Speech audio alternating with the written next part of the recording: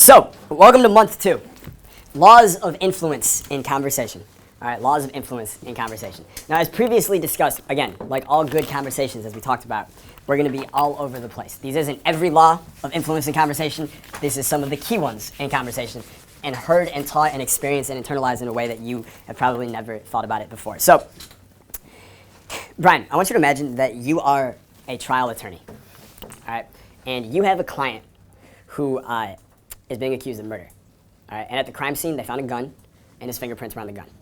All right? Now, as his trial attorney, what's the most important thing that you're going to have to do in court to help him either get a less sentence or to get off completely and get his innocence proven? What specifically would I have to... What's the key thing you're going to have to do with the jury? What are they going to what's going to have to happen with them in order for them to be like, you know what, he is innocent? The number one thing to prove his innocence. Convinced that he was framed. That he was framed. Okay. Do you guys agree with that? If he can prove that the guy was framed beyond a shadow of a doubt, that'll help your client off? It would, right? But haven't there been times where you can prove something to someone that like they had nothing to do with it, yet the other person still believes they had something to do with it? Happens all the time, doesn't it? Because the main thing you would need to do to get that client off isn't to prove his innocence. You don't prove his innocence by proving his innocence. You ready for this? You prove his innocence by making the jury like him. If they like him, they prefer him, they'll find enough ways in their own brain to convince themselves that he's innocent. It's like they interview these mothers of like serial killers and stuff on TV, and the mothers will never, ever believe their sons could do it. All the proof is there. The son's even like, yeah, I killed all of them.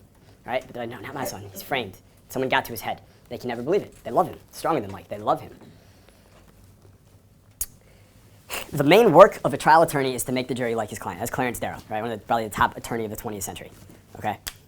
The main work of a trial attorney is to make the jury like his client. Okay? When it's life or death, the number one thing he's going for isn't to prove anything, it's to make you like his client. Okay? That is the power of liking. That is the power of likability. When you can make, in a conversation, someone feel those same emotions, someone feel, I like this person. I don't know why, but I like them, you got him. All right, you got him. And when I say you got him, I mean you ask them for a favor, they're in. You tell them about a business opportunity, they're interested. You invite them out, they're in. You ask them if can they bring girls? Sure. Right? You want to grab the first round? Sure. Liking. We just do things people we like. We don't do things people we don't like. And even further, to people we like, the research shows we actually attribute all kinds of more positive characteristics to them that don't even exist. We just blow up their head. They have better hair than I thought. Their eyes sparkle. They just smell good. They smell like fresh Irish mist, right? And someone you don't like, you actually remember them as worse than they are. Their teeth were crooked. They had a lisp. They always have spinach in their teeth. I don't know what it is, right? They're just annoying. No one likes them. You just create all these things about them, about the people you like versus the people you dislike. So I think it's pretty obvious, if you can make someone like you in a conversation really quickly, you're going to be able to exert a lot of influence and power in that interaction, in that relationship. You're going to be able to continue and do this with everyone, whether it's business, whether it's friends, whether it's relationships, it doesn't matter. So what I want to give you is I want to work on a simple hack that you can use to quickly create liking and likability with another person almost instantaneously in a conversation. Is that something you might be interested in? Fantastic. All right. What is this likability hack? It is similarities that most people have but are never discussed. I remember I was being interviewed probably 4 or 5 years ago by this girl. I think her name was Krista Ann or something, and she was like a penthouse girl. And she worked for this dating company, and they were interviewing me, and they sent her to do the interview. And I remember her asking me at some point, and she was like, well, because I was talking to her about how a guy, if he has the right skills, he can attract almost any woman, right? And she was like, well, do you really think that any two people can connect, right? Like, do you really believe that? And I was like, of course. Because we spend so much of our time focusing on the things we don't have in common that we forget that 95% of the things we do have in common. We have so much more in common with each other than we realize. We just tend to focus on the things that we don't have in common, right? Like I'm focusing on that you're wearing a white shirt and I'm wearing a black shirt, so we're not in common, right? But we both also have 2 eyes. We're both also in Newport Beach right now. We both also are guys, right? We both also are in our 20s, right? We have so much more in common than what we don't have in common, but we focus on what we don't have in common. And I told her, of course we do. I could take someone from who grew up in like Kenya and they didn't even have running water growing up, and someone who grew up in Beverly Hills in a mansion with rich parents, and you can make them connect in a minute, right? Because we all have these things in common, but we never talk about them. All we need to do is verbalize them. So for instance, the person from Kenya and the guy from Beverly Hills, they both might really like ice cream. Anyone here not like ice cream? Show of hands. Everyone here likes ice cream. Isn't that interesting? Similarities people have in common, but most never discuss. These are your hacks to quick connections and likability. All right? There's 4 major categories that are the hacks. All right? Ice cream fits in the category of the first one, which is food. Food is such an incredible likability hack in conversation. Because here's the thing. We do it every day. We eat every day. When I teach them about a morning ritual and you're going to meditate and you're going to journal and you're going to do this, they're like, I have to do this every day. I'm like, you eat every day? I'm only asking you to do this once, and it's good for you. You eat 3 times a day, and most of the shit is bad for you. You have no problem doing that. Like, oh, I guess you're right. I know I'm right. We do it every day. We have at least 21 meals a week. And because of this, these are such huge connection points. He's eating a salad from Whole Foods right now. All right? If we were out somewhere, we're at a brotherhood meeting, right, and we're just talking, and I wanted to create a connection with you, all I would have to do is, dude, what's your favorite, like, I know it's kind of a homoerotic question, but like, I don't care what people think. What's your favorite salad in the world? The one from Whole Foods. But what kind is it? Like, what is it about that salad that makes you just love it so much? It has chicken, strawberries, cucumbers. It's clean. You literally just listed out the ingredients to my personal favorite salad. Yeah. You said chicken, cucumber, and strawberries. Something about the protein, the crunch, the freshness, all mixed into one just makes you feel good inside. Yeah. It really does, right? And we would just go from there. And then here's how you really bring it home, okay? Because, yeah, we have this in common. We both love this specific salad. And that's actually true. Those are all my favorite ingredients, okay? But here's how you bring it home. You comment on the similarity. You have to verbalize the fact that you guys have it in common. That's what really makes it stick. If we just start talking about other things, we might both forget that we have this thing in common, that we both really like salads from Whole Foods with strawberries and cucumbers and grilled chicken.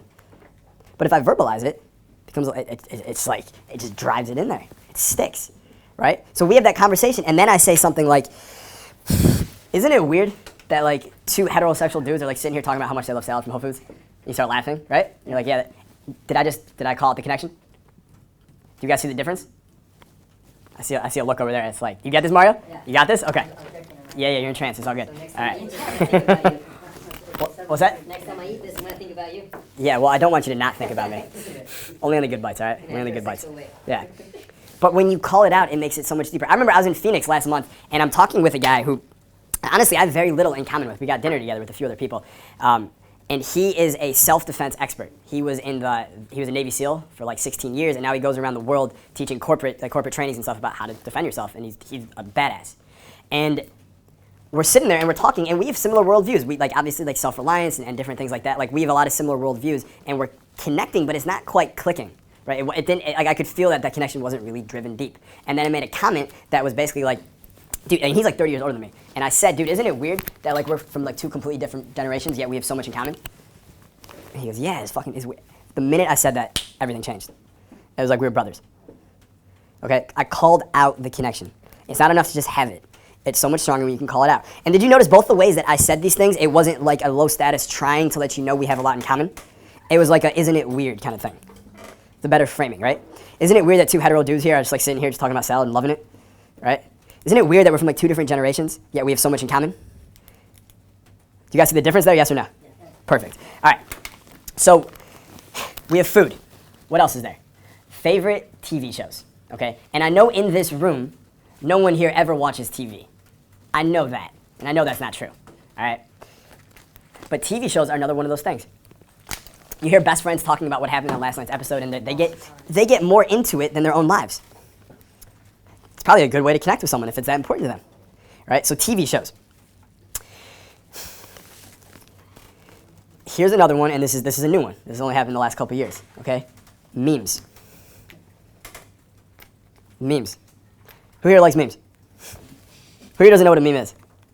Good, everyone knows, right? So the reason memes are so great is because they create instant inside jokes. Okay, instant inside jokes. You have it on your phone, you show it to them, you guys both laugh, and now it's like you guys know what's going on and no one else does, like why you guys are laughing. Instant connection. You text it to them, same thing. They text it to you, same thing. Memes are another one of those great likability hacks, okay? Another one.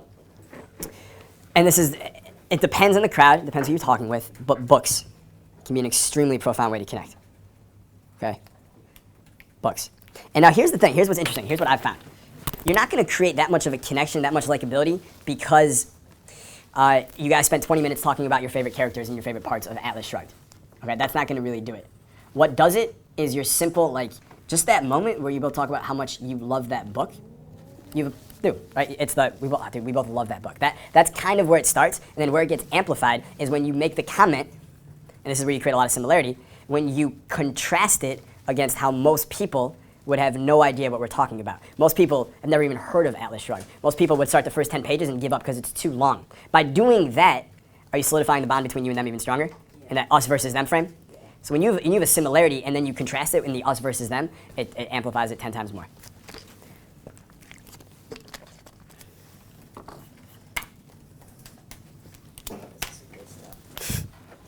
So here's what I want you guys to do now, all right? You do it on your own on your computer, or you can be writing in front of you. I want you to come up with 2 good questions that you can ask someone early on in a conversation to create a likability connection about food, okay? One I wrote just to kind of get you started thinking was, what's your favorite dish to order at restaurants? Okay, that's my starting point. I want you to come up with 2 right now. Let's take 30 seconds, and then we're going to come back and share. All right. Who's a question they want to share? What did they come up with? Yeah, Ryan. If you could only eat one dish, one food for the rest of your life, what would it be? That's good. That's a good question. That's a hard question to answer, isn't it? Yes. No. Anyone actually able to answer that question? Pizza. Pizza? Italian. Chicken. Chicken? Yeah. Just chicken? Chicken. Chicken. Hardcore. That's fucking hardcore. I like it. Steak? Steak, chicken, pizza. Steak, chicken, pizza. It's a good question. All right. What else? Best steak you ever had? The best steak you've ever had. I'm referring to women. I don't think I've ever heard that connection. It's a very specific type of woman. Who else is one they want to share? Do you ever find yourself salivating over the different options that you're reading when you first sit down? At the menu? Yeah. It's a good question, right? And what he did there is food, but he also connected on the emotion, right? Of salivating, which if you're on a date is a good emotion for the other person to be feeling as well. What else? Spicy or mild? Spicy or mild? I like it. I like it too. It's ambiguous. You talking about food? You talking about something else? Food, of course. Of course. Get your mind out of the gutter. Good. All right. So now here's what I want you to do. Come up with 2 questions now you can ask to connect on TV shows. Okay? And the question I wrote was, what's your guilty pleasure TV show? All right. So let's come up with 2 for you. All right. Who has an excellent one they want to share? Right. What do you look for in a TV show that's going to make you commit to watching the entire series? One way I would make that, it's a long question. I would just say, how do you know when you see a TV show that you're going to get sucked into? You know what I mean? The how do you know one. They're both good. They're definitely both good. Who else? Yes. It'd be something like Bobby Axelrod or Chuck Rhodes. You know what I'm talking about. Right? I know what you're talking about, yeah. I like it. And then here's the thing. If you guys both like the same character, connection, right? But if you let's say you like Axelrod, and he's weird, and he likes the other guy. I don't remember his name. What's his name? Chuck Rhodes? Yeah. He likes Chuck Rhodes. I had to look him up. Is there still a connection there you can comment on? Yeah. What is it? So, What is it? You both love Billions, Yeah. right? You both love that show. All right. Yeah. It's not exactly a question, but I thought of this one. Fuck, marry, kill with 3 characters in the TV show. Play the game over that. Mm-hmm. That's great. Yep. Screw, marry, kill. Fuck, marry, kill. Hire, fire, kill. But with the TV show. What else? What's your all-time favorite TV show?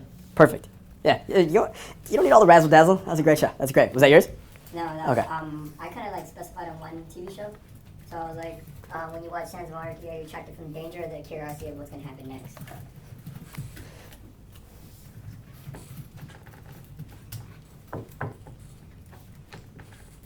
I like it. That's good. It works on a lot of levels. Cut out a lot of Why do you like that question? Why do I like that question? Mm. Because we're attracted to violence, and you know, when I was a kid, I used to watch Gangland a lot, and I used to experience it too. But that kind of gave me a little sense of my feeling, and then the curiosity always builds attraction. So It's both, right? Because you're making them feel a certain emotion there, right? Yeah. They almost have to access what it feels like to be attracted to know the answer to the question. And if they feel attracted while they're with you, then the brain just associates what I'm feeling with the person who I think made me feel that thing. So then they end up associating the feelings of attraction with you. Does that make sense? yes. Yeah. Good. All right. So that's the first one. All right. In terms of laws of influence in conversation, likability hacks. And this is just, again, It's talking about the similarities that we all have in common, but most people never discuss.